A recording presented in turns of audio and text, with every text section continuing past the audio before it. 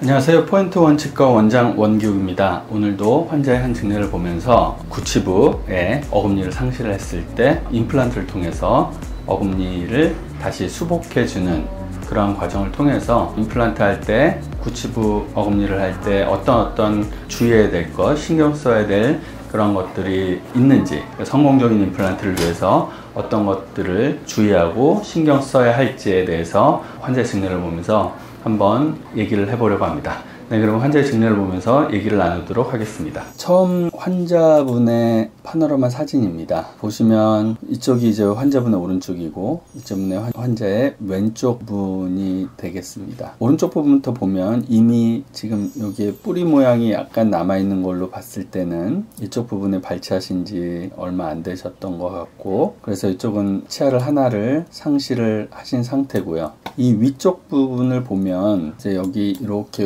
있는 게 뼈의 위치인데, 여기에서부터 오면서 여기가 확 낮아지면서 이렇게 있는 것을 볼 수가 있습니다. 치주염이든 아니면 치아의 크랙이든 어쨌든 간에 잇몸을, 뼈를 이 정도까지 상실을 하신 그런 상태고요. 여기도 마찬가지로 뿌리 주변으로 뼈가 녹아있는 그런 상태입니다. 환자분께서 이거는 쓰시는 데까지 쓰시겠다라고 하면은 그냥 이 상태로 조금 염증 치료, 고름을 빼준다던가 아니면은 뿌리 주변을 청소를 하면서, 쉽게 말하면 연명 치료인 거죠. 제가 치주 질환을 암으로 자주 비교를 하는데, 그 이유는 치주 질환은 아주 중증이 될 때까지는 전혀 자각 증상이 없기 때문입니다. 암도 마찬가지잖아요. 뭔가 암덩어리가 커져서 주변 기관이나 기능을 저하시킬 때 비로소 환자분이 몸이 좀 이상하다 이렇게 느끼게 되기 때문에 암이랑 비슷합니다. 그리고 암은 이제 어느 정도 수준까지는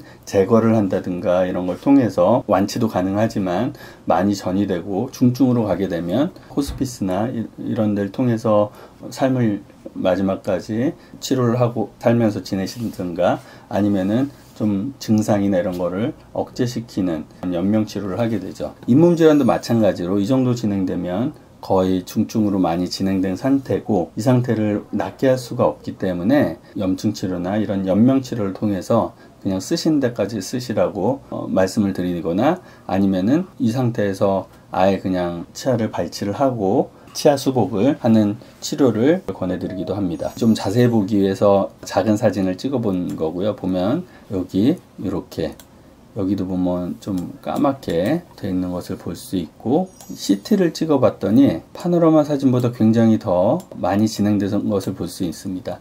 이분은 그래도 이렇게 남아있는 것처럼 보인 거는 뼈가 굉장히 좋으신 편입니다. 이쪽 뼈들이 굉장히 두꺼워서 상대적으로 이제 이렇게 뼈가 녹으면 아주 까맣게 나와야 되는데, 아주 까맣게 나오지 않았던 이유는 여기에 뼈 골질이 굉장히 좋은 경우에는 엑스레이상에서 안 좋은데 안 좋지 않은 것처럼 보이게 한 거죠. 그래서 얘도 보면은 뿌리 끝까지 다 녹아 있고, 지금 얘도 뭐 거의 잡고 있는 게 없고, 여기 보면 옆에 뭔가 뿔처럼 약간씩 튀어나온 것들이 있는데 이런 것들이 치석입니다. 잇몸 질환의 원인은 하나입니다. 미생물입니다. 병원균. 그것들이 잇몸이 이제 건강할 때는 잇몸 주변에만 있다가 뿔을 타고 이렇게 내려가면서 뼈들을 녹이게 하면서, 그럼에도 불구하고 환자는 전혀 자신이 잇몸뼈가 안 좋아지고 녹고 있는 걸 전혀 모른다는 거죠. 물론 예민하신 분들은 좀 이가 간질간질하던가 피가 나는 전조증 상태에 와서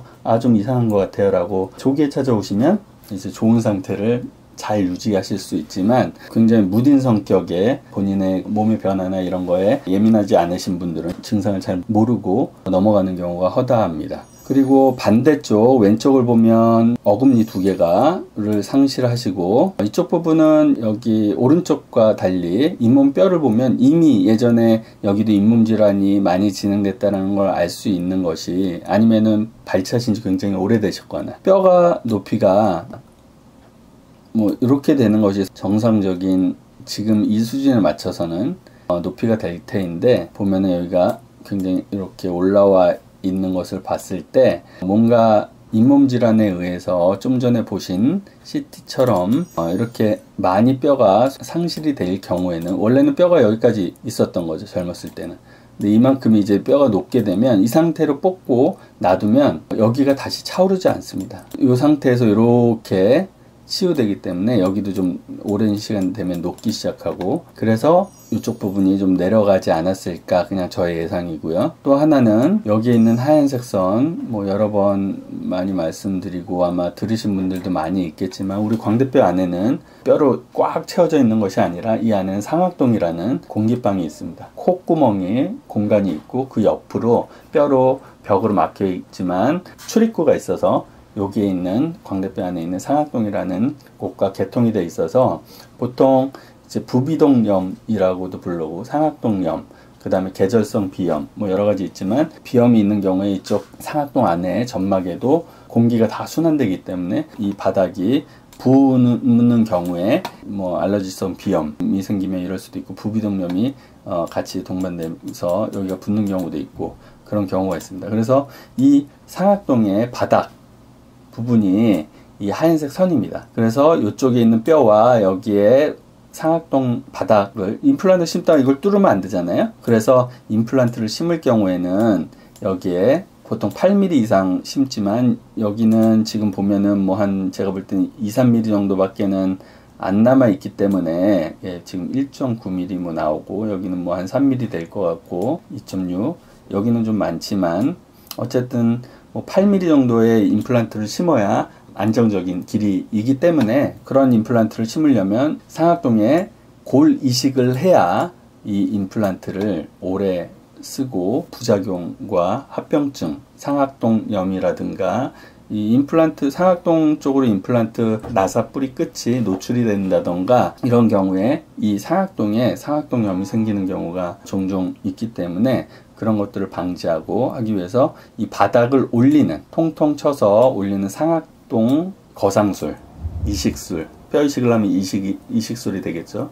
거상술은 바닥을 올리면 거상술이 되는 거고, 그래서 그런 술식들을 통해서 보강을 해야 오래 쓰는 임플란트를 쓸 수가 있습니다. 아래쪽도 보면 뿌리 주변으로 뼈가 이미 이제 다 녹아서 덜렁덜렁 거리는 그런 상태로 오셨습니다. 그래서 뭐 여러 가지 고려해서, 여기에 어금니 2개 없고, 여기에 이제 어금니가 2개 있죠. 근데 벌어져 있고, 여기 어금니 2개 중에 하나가 없고, 여기는 어금니가 또 하나가 없고, 여기는 뽑아야 될 치아들이고 한 상태에서 어금니 2개, 작은 어금니 2개 뭐 이렇게 다 심어야겠지만, 그렇지 않고 비용상의 문제로 첫 번째 어금니까지만, 여기까지만 심기로 하시고, 여기 치아도 좀 안 좋아오셔서 여기도 발치를 하셨네요. 여기도 보면은 이분이 뼈가 안 좋으시다고 얘기했잖아요. 그래서 파노라마 사진 상태에서는 얘가 크게 문제가 없어 보이는데, 치근단을 찍어보면 얘도 뼈가 이만큼이나 녹아서 여기 많이 동요도가 있었던 것 같네요. 그래서 요걸 발치하고 첫 번째 어금니까지만 심는 걸로, 여기도 첫 번째 어금니까지만 심는 걸로 그렇게 계획을 하셨습니다. 그러면 다 뽑으면 이제 어금니가 없어지시잖아요. 잇몸이 안 좋을 때 어느 한쪽이라도 뭔가 대책을 해놓지 않으면 이런 사단이 나는 경우가 많이 있습니다. 왜냐면 잇몸 질환이란 거는 한 군데만, 뭐 위쪽 어금니 쪽만, 뭐 오른쪽 아래 어금니 쪽만 이렇게 오지 않습니다. 미생물이 입 안에 골고루 다 존재하기 때문에 한쪽만 오지 않고 전체적으로 오기 때문에, 어디 하나가 이상이 있다, 잇몸 질환 때문에 그런 증상을 느낀다면 단 반대쪽 위아래 전체적으로 다 안 좋은 상태지만, 아까 말씀드렸듯이 암이 아주 증증으로 진행되기 전 단계라 증상만 없을 뿐이지 문제가 없는 건 아니기 때문이죠. 그래서 그런 경우에는 가능한 그래도 적극적으로 한쪽만이라도 어금니를 쉽게 해놓지 않으면 한순간에 와르르 무너지는 낭패를 보실 수가 있습니다. 그래서 이분이 어금니가 다 없기 때문에 임플란트를 심었는데, 오른쪽부터 이제 심으셨어요. 근데 아까 말씀드렸다시피 다행히 뼈가 굉장히 좋으시고, 초기 고정, 임플란트를 처음 심었을 때 뼛속에 이렇게 넣었을 때 빡빡함이 굉장히 좋고 하셔서 임플란트를 하시면서 바로 임시치아를, 임플란트 승립은 3월 18일 날 하셨는데 24일 날 오셔서 여기 보면 희미하게 뭔가가 있죠. 임시치아를 해드렸습니다. 여기도 그렇고. 그래서 단단한 건 단 씹지 마시고 좀 살살 쓰시라고 당부를 드리고, 다행히 나중에 보충을 할 때까지 크게 탈 없이 치유가 되셨고요. 임플란트는 식립하고서 가장 좋은 거는 그대로 놔두는 겁니다. 그래야 뼈로 굳을 때까지, 뭐 그냥 상식적으로 생각해도 그렇지 않겠어. 자꾸 막 임플란트 심었는데 흔들고 막 건들고 이러면 뼈랑 치유하는 데 있어서 뭔가 계속적인 자극이 간다면 별로 좋지 않기 때문이죠. 근데 워낙 뭐 기술도 발달되고 요새는 즉시 식립, 즉시 로딩 뭐 이런 단어도 많이 임플란트 학술대나 이런 데에서는 많이 듣는 용어가 되었죠. 그래서 이렇게 심고 한 달 후에 반대쪽을, 여기에 임시치아랑 어느 정도 씻게 해드린 다음에, 치아가 있는 겁니다. 임시치아가 여기에 반대쪽 수술 들어갔고, 이쪽은 제 친구 어머니라 하나를 더 심어드린 것 같고, 3개를 심으면 더 좋겠죠. 좋기는. 근데 보통 치아 2개가 없을 때는 2개를 심어야 되지만, 3치아가 없을 때는 이 치아는 안 심고 임플란트 2개를 심고 브릿지로 해도 크게 무관합니다. 뼈가 좋고 이럴 때는. 그리고 임플란트를 이제 심을 때 보시면 아까 보셨던 상악동 바닥이 여기입니다. 임플란트 여기 뚫린 거 아니에요? 이렇게 하겠지만 자세히 보시면 여기 희끄무리하게 뭔가가 있죠.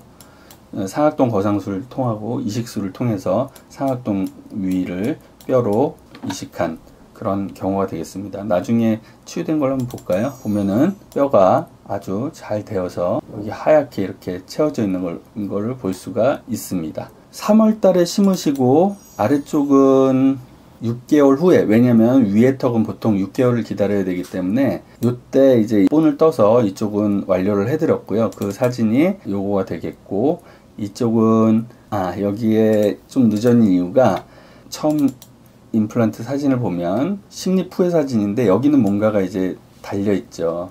이게 이제 힐링 어버트라는 것이고요. 힐링 어버트의 역할은 나중에 여기 임플란트 뿌리 부분, 여기가 뿌리 부분인데 뼈에 박혀 있는 부분, 여기에서부터 나중에 머리에 해당하는 것을 이 뿌리에다 연결을 해야 되는데, 그때 머리에 해당하는 부위에 잇몸 모양을 동그랗게 잡아주기 위해서 힐링 어버트라는 것을 달아서 잇몸 모양을 잡아줍니다. 요새는 아까도 말씀드렸지만 임플란트 기술이 워낙 발달됐기 때문에 임플란트를 심으면서 초기 고정, 초기 토크가 빡빡하게 잘 들어간다면 바로 힐링 어버트를 꽂고 잇몸 모양을 자연스럽게 치유되면서 만들어지게 하는 1회법의 수술을 많이 이용하지만, 그렇지 못하고 뼈 이식이 많이 된다던가 여러가지 다양한 경우에는 임플란트를 뼛속에 그냥 묻히고 잇몸으로 덮어놓는, 그래서 임플란트를 잘 그대로 놔둬서 아까 말씀드렸다시피 자극이 가지 않게 그렇게 해서 치유가 되도록 하는, 잇몸을 덮어놨기 때문에 언젠가는 다시 또 임플란트에서부터 올라오는 잇몸 모양을 잡아주기 위한 힐링 어버트를 다는 2차 수술을 해야 되는 2회법의 수술을 위에는 한 거고요. 아까 말씀드렸던 상악동 수술 때문에 2회법 수술이고, 여기는 1회법으로 잇몸 수술 없이 추후에 수술을 한 거죠. 그래서 요것 때문에 시간이 조금 길어졌고, 최종 여기 치유되고 보철물까지 하고 한 사진입니다. 처음 사진이 안타깝게도 없는데 나중에 최종 사진입니다. 보시면 굉장히 앞니도 위태위태하죠. 여기는 뭐 치경부 마모증이라 그래서 목 부분이 굉장히 얇게 남아 있습니다. 이 부분은 다 떼어져 있으시고 교합이 안 좋다는 얘기입니다. 이렇게 뭐 많이 떼어져 있다는 얘기는 뭔가 얘를 앞니를 팍팍 치는 힘들이 많았다는 얘기죠.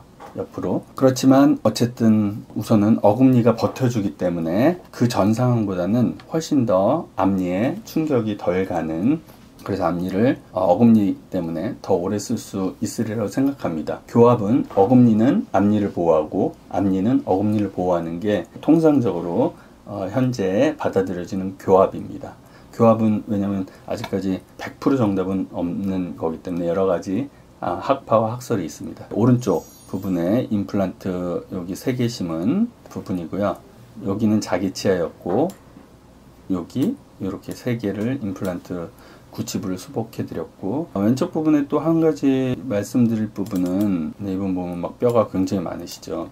뼈가 굉장히 단단하신 분이에요. 이쪽 부분에 항상 말한 단단한 잇몸, 이런 핑크빛 단단한 잇몸이 여기에 별로 없어서 뭐 간단한 수술이었지만 여기에 단단한 잇몸을 만들어주는 그런 수술을 여기는 또 추가적으로 했죠. 이런 것들이 임플란트 주변에 단단한 잇몸이 없다고 항상 탈나는 건 아니지만 탈락률이 훨씬 높아지기 때문에 항상 임플란트 주위에는 단단한 잇몸이 버텨주어야 이 옆에 있는 이런 점막이라고 하는 이런 단단하지 않은 뺨과 같이 이렇게 늘어나는, 이거보다 더 신축성이 좋은 게 이 안쪽에는 이렇게 존재합니다. 다람쥐가 막 많이 해서 이 볼 속에 넣어 놓잖아요. 사람도 많이 먹으면 여기 볼이 이렇게 불룩 튀어 오르는 이유는 안에 신축성이 좋은 점막이 있기 때문이죠. 근데 그런 신축성이 있는 것이 임플란트 주위를 잡고 있다고 하면 음식물이 이렇게 내려와서 여기 쌓일 때 자꾸만 벌어지겠죠.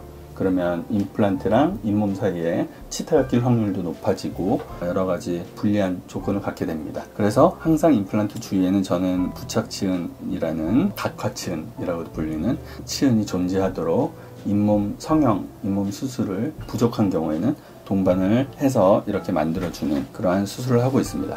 오늘 구치부 임플란트, 구치부 수복에 대해서 한 환자의 증례를 보면서 여러 가지 얘기를 나눴습니다. 보시고 괜찮으시면 좋아요, 구독 꼭 부탁드리겠습니다. 감사합니다.